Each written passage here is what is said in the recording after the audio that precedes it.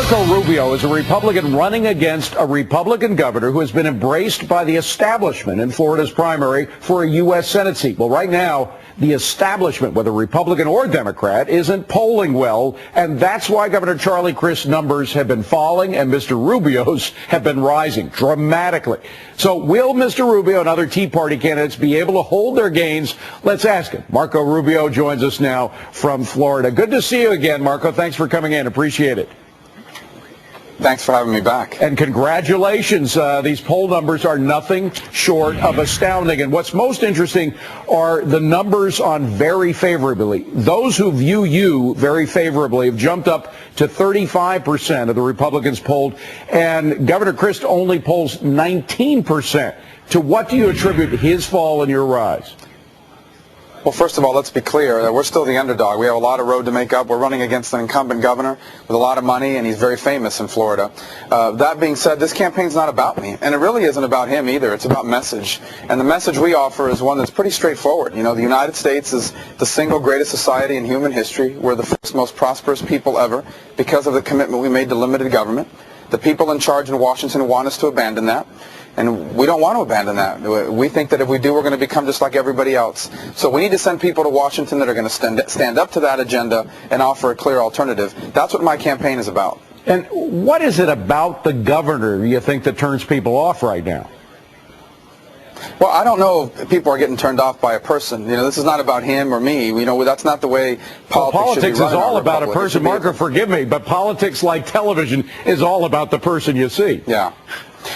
Well, ultimately, you have to have credibility on what you're trying to sell, but it's about your message. It's about what you stand for. What do you stand for? What will you do? What is the reason, the compelling reason for your candidacy? And mine is that I know I'm the only candidate in this race that's going to go to Washington, D.C., stand up to this agenda that would basically turn this country into everybody else, and instead offer an alternative that will allow us to be true to our heritage as the most prosperous people in all of human history. But the question is why people stray. I mean, the American people voted President Obama in believing in his message and change, believing that he would deliver. Now they don't believe him anymore on some critical key points.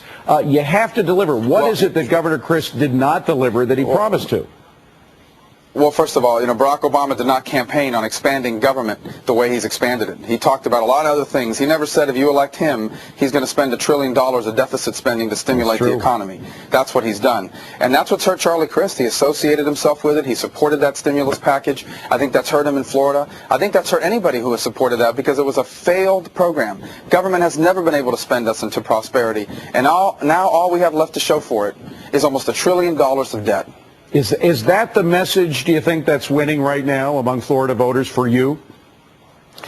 I think all across America, people understand that if we don't do something, if we don't stop the direction that we're on and quickly reverse ourselves and head in a new direction, then those Americans out there, the generation that my children belong to, they're going to become the first Americans to inherit from their parents a diminished country. It doesn't have to be that way. There is an alternative. And what's giving our campaign fuel is the fact that we're offering that alternative. Now, let me ask you about the Republican establishment. As I mentioned at the beginning, they, of course, back Governor Crist, or at least have up until now, and it's this idea of establishment that turns off a lot of people, who feel they're privileged because they're a member of the establishment. They're the ones that get reelected. They're the ones that get the bailouts, et cetera, et cetera, et cetera. If you become the candidate, the Republican candidate, and beat Governor Crist in the primary, have you burned any bridges with that establishment? Because you're going to, frankly, have to use them for some campaign money.